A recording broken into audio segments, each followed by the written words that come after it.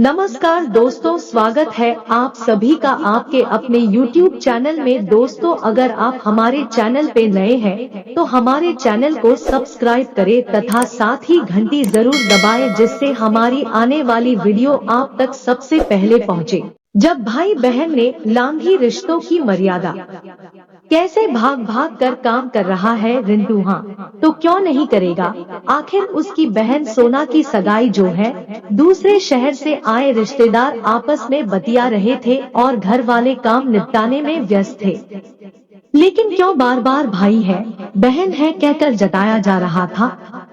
थे तो रिंटू और सोनालिका बुआ मेरे भाई बहन, किंतु क्या कारण था कि रिश्तेदार उनके रिश्ते को यूं रेखांकित कर रहे थे। दोस्तों, पूरी कहानी सुनने से पहले अगर आप चैनल पे नए हो तो चैनल सब्सक्राइब जरूर करें, साथ ही वीडियो को लाइक करें। पता नहीं मामी जी को क्या हो गया है, अंधी हो गई है बेटे के मोह में। और क्या बुआजी भी नहीं देख पा रही कि सोना क्या गुल खिलारी फिर रही है। बड़ी भाभी सुबह नाश्ता बनाते समय रसोई में गुदगुदा रही थी। रसोई में काम के साथ चुगलियों का छौंक काम की सारी थकान मिटा देती है। साथ में सब्जी काटती छोटी मामी भी बोली, हाँ कल रात देखा मैंने कैसे एक ही रजाई में रिंटू और सोना सबके सामने। कोई उन्हें टोकता क्यों नहीं। अरे मामी, जब उन दोनों को कोई आपत्ति नहीं, उनकी माताओं को कुछ दिखता नहीं तो कौन अपना सिर ओखली में देकर मूसली से कुटवाएगा। बड़ी भाभी की बात में दम था। रिश्तेदार पीठ पीछे बात करते नहीं थकते, परंतु सामने बोलकर बिल्ली के गले में घंटी कौन बांधे। जो हो रहा है होने दो, मजा लो, बातें बनाओ और तमाशा देखो। जब से सोनालिका किशोरावस्था की पगडंडी पर उतरी, तभी से उसके ममेरे भाई, उससे 12 वर्ष बड़े रिंटू ने उसका हाथ थाम लिया। हर पारिवारिक समारोह में उसे अपने साथ लिए फिरता, अपनी गर्लफ्रेंड्स की रोचक कहानियां सुना उसे गुदगुदाता। सोनालिका भी रिंटू भैया के आते ही और किसी की ओर नहीं देखती। उसे तो बस रिंटू भैया की रसीली बातें भाती। बातें करते हुए रिंटू कभी सोनालिका का हाथ पकड़े रहता, कभी कमर में बाह डाल देता तो कभी उसकी नर्म बाहें सहलाता। देखते ही देखते 1 से 2 सालों में रिंटू और सोनालिका एक दूसरे से बहुत हिल मिल गए। सोनालिका उसे अलग अलग लड़कियों के नाम ले छेड़ती तो रिंटू उसके पीछे भागता, और इसी पकड़म पकड़ाई में रिंटू उसके बदन के भिन्न हिस्सों को अपनी बाहों में भींच लेता।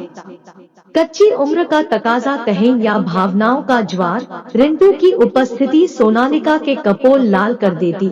उसके नयन कभी शरारत में डूबे रिंटू के साथ अटखेलियां करते तो कभी मारे हया के जमीन में गड़ जाते। हर समारोह में रिंटू उसे ले एक ही रजाई में घुस जाता। ऊपर से तो कुछ ज्यादा दिखाई नहीं देता, किंतु सभी अनुभव करते कि रिंटू और सोनालिका के हाथ आपस में उलझे रहते। रजाई के नीचे कुछ शारीरिक छेड़खानी भी चलती रहती। उस रात रिंटू अपनी नवीनतम गर्लफ्रेंड का किस्सा सुना रहा था और सोनालिका पूरे चाव से रस ले रही थी। रिंटू भैया, आपने उसका हाथ पकड़ा तो उसने मना नहीं किया। अरे सिर्फ हाथ नहीं पकड़ा, और भी कुछ किया। रिंटू ने कुछ इस तरह आंख मटकाई कि उसका किस्सा सुनने हेतु सोनालिका उसके और करीब सरक आई। मैंने उसका चेहरा अपने हाथों में यो लिया और कहते हुए रिंटू ने सोनालिका का मुख अपने हाथों में ले लिया और फिर डेमो सा देते हुए अपनी जबान से झट उसके होंठ चूम लिए। अकस्मात हुई इस घटना से सोनालिका अचंभित तो हुई, किंतु उसके अंदर की षोडशी ने नेत्र मूंद कर उस क्षण का आनंद कुछ इस तरह लिया कि रिंटू की हिम्मत चौगुनी हो गई। उसने उसी पल एक चुंबन अंकित कर दिया सोनालिका के अधरों पर। उस रात जब अंताक्षरी का खेल खेला गया तो सारे रिश्तेदारों के जमावड़े के बीच सोनालिका ने गाया, शर्म आती है मगर आज ये कहना होगा, अब हमें आपके कदमों ही में रहना होगा। उसकी आंखें उसके अधरों के साथ कुछ ऐसी सांठगांठ कर बैठीं कि रिंटू की तरफ उठती उसकी नजर देख सभी को शक हो गया। जो लज्जा उसका मुख ढक रही थी, उसी ने सारी पोलपट्टी खोल दी। अरे सोना, यह 1968 की फिल्म पड़ोसन का गाना तुझे कैसे याद आ गया। आजकल के बच्चे तो नए नए गाने गाते हैं, ताईजी ने तो कह भी दिया। जब रिंटू और सोनालिका की माताएं गपशप में व्यस्त हो जाती, अन्य औरतें उन दोनों की रंगरेलियां देख चटकारे लेती। रिंटू की उम्र सोनालिका से काफी अधिक थी, सो उसकी शादी पहले हुई। रिंटू की शादी में सोनालिका ने खूब धूम मचाए रखी, किंतु जहां अन्य सभी भाई बहन भाभी भाभी कह नयनवेली दुल्हन रत्ना को घेरे रहते, वहीं सोनालिका केवल रिंटू के आसपास नजर आती। सब रिश्तेदार भी हैरान थे कि यह कैसा रिश्ता था दोनों के समक्ष। क्या अपनी शारीरिक इच्छा व इश्कबाज स्वभाव के चलते दोनों अपना रिश्ता भी भुला बैठे थे। सामाजिक मर्यादा को ताक पर रख दोनों बिना किसी झिझक वो करते जो चाहते, वहाँ करते जहाँ चाहते। उन्हें किसी की दृष्टि नहीं चुभती थी, उन्हें किसी का भय नहीं था। रिंटू की शादी के बाद भी हर पारिवारिक गोष्ठी में सोनालिका ही उसके निकट बनी रहती। एक बार रिंटू की पत्नी रत्ना ने सोनालिका और रिंटू को हाथों में हाथ लिए बैठे देखा। उसे शंका इस कारण हुई कि उसे कक्ष में प्रवेश करते देख रिंटू ने अपना हाथ वापस खींच लिया। बाद में पूछने पर रिंटू ने जोर देकर उत्तर दिया, कम ऑन यार, मेरी बहन है यह। उस बात को करीब 4 वर्ष के अंतराल के बाद आज रत्ना लगभग भुला चुकी थी। अगले दिन सोनालिका की सगाई थी। लड़का माता पिता ने ढूंढा था। शादी से जुड़े उसके सुनहरे स्वप्न सिर्फ प्यार मोहब्बत तक सिमटे थे।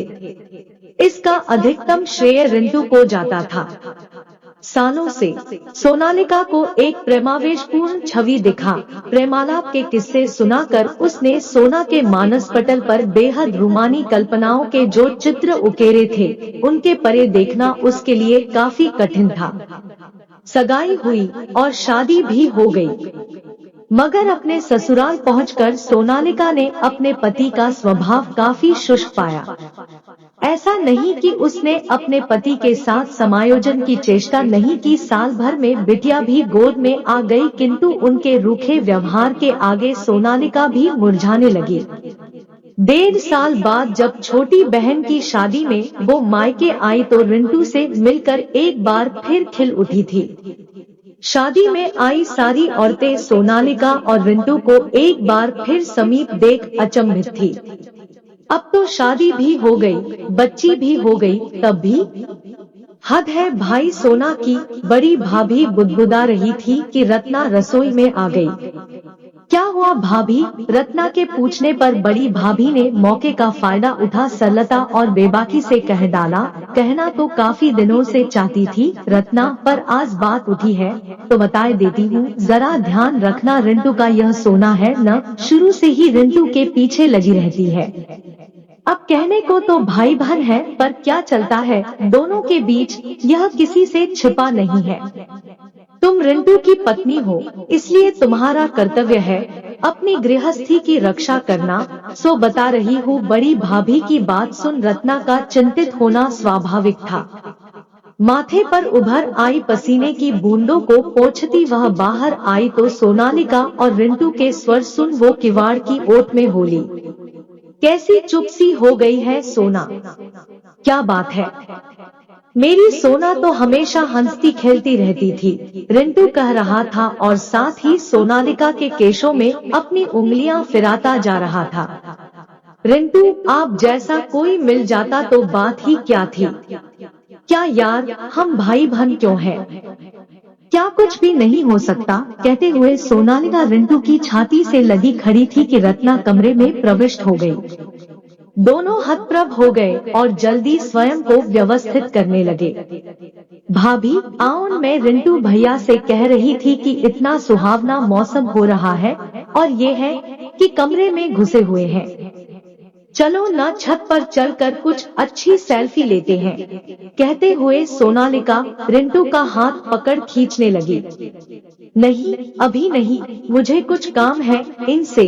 रत्ना के रुखाई से बोलने के साथ ही बाहर से बुआजी का स्वर सुनाई पड़ा, सोना जल्दी आ, देख जमाई राजा आए हैं। सोनालिका चुपचाप बाहर चली गई। उस शाम रत्ना और रिंटू का बहुत झगड़ा हुआ। बड़ी भाभी ने भले ही सारा ठीकरा सोनालिका के सिर फोड़ा था, पर रत्ना की दृष्टि में उसका अपना पति भी उतना ही जिम्मेदार था, शायद कुछ अधिक, क्योंकि वह सोनालिका से कई वर्ष बड़ा था।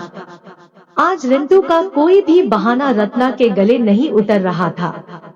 पर अगली दोपहर फिर रत्ना ने पाया कि सोनालिका सेल्फी ले रही थी और इसी बहाने उसका व रिंटू का चेहरा एकदम चिपका हुआ था। ये कार्यकलाप भी सभी के बीच हो रहा था। सभी की आंखों में एक मखौल था, लेकिन होठों पर चुप्पी। रत्ना के अंदर कुछ चटक गया। रिंटू की ओर उसकी वेदनाभरी दृष्टि भी जब बेकार हो गई, तब वह अपने कमरे में आकर निढाल हो बिस्तर पर लेट गई। पसीने से उसका पूरा बदन भीग चुका था। आंख मूंद कर कुछ क्षण यूं ही पड़ी रही, फिर अचानक ही उठकर रिंटू की अलमारी में कुछ टटोलने लगी, और ऐसे अचानक ही उसके हाथ एक गुलाबी लिफाफा लग गया। जैसे इसे ही ढूंढ रही थी, वह फौरन खोलकर पढ़ने लगी। रिंटू जी, कम से कम यहाँ तो आपको भैया कहने से मुक्ति मिली। मैं कैसे समझाऊं अपने मन को?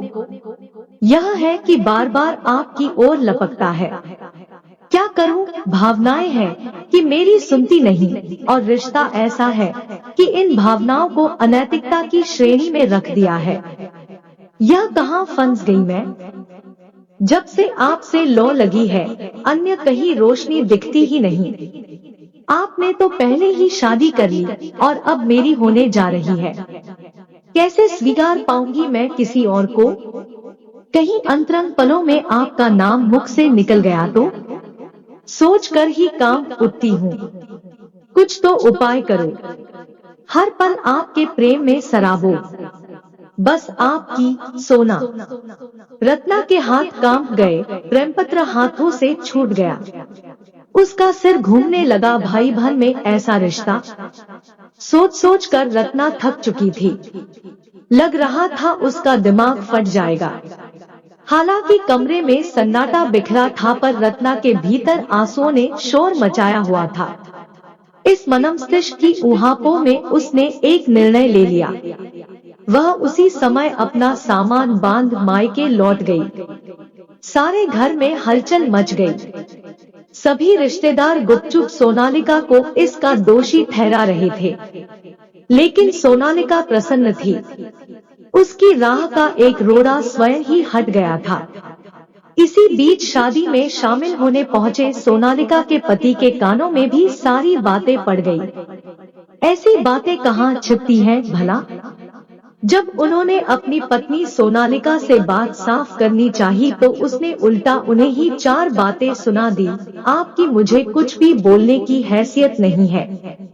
पहले रिंटू भैया जैसा बनकर दिखाइए, फिर उन पर उंगली उठाएगा। भन्नाती हुई सोनालिका कमरे से बाहर निकल गई।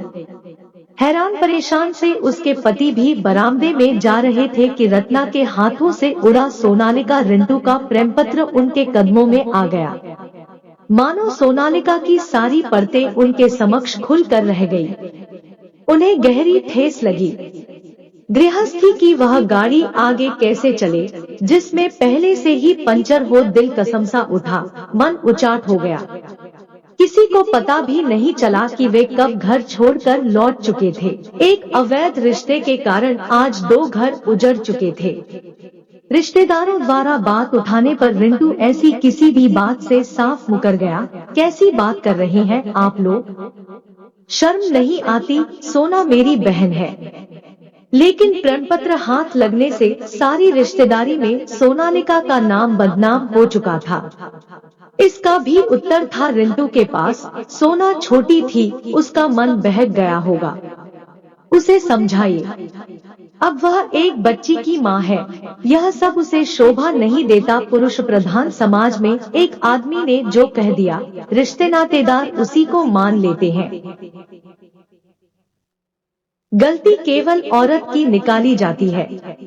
प्यार किया तो क्यों किया? उसकी हिम्मत कैसे हुई कोई कदम उठाने की? और फिर यहाँ तो रिश्ता भी ऐसा है कि हर तरफ थू-थू होने लगी।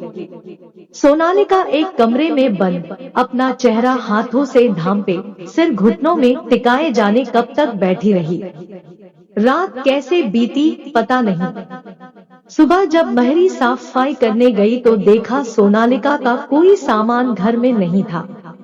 वह रात को 2 अटैचियों में सारा सामान, जेवर, पैसे लेकर चली गई थी। महीनों तक पता नहीं चला कि रिंटू और सोनालिका कहाँ है। दोनों घरों ने कोई पुलिस रिपोर्ट नहीं कराई क्योंकि दोनों घर जानते थे कि सच्चाई क्या है। फिर उड़ती उड़ती खबर आई कि मनाली के रिजॉर्ट में दोनों ने नौकरी कर ली है और साथ साथ रह रहे हैं, पति पत्नी की तरह या वैसे ही, कौन जानता है। तो दोस्तों इतनी सी थी ये कहानी। अगर आपको वीडियो अच्छी लगी है तो हमारे चैनल को सब्सक्राइब करें तथा घंटी जरूर दबाएं। धन्यवाद।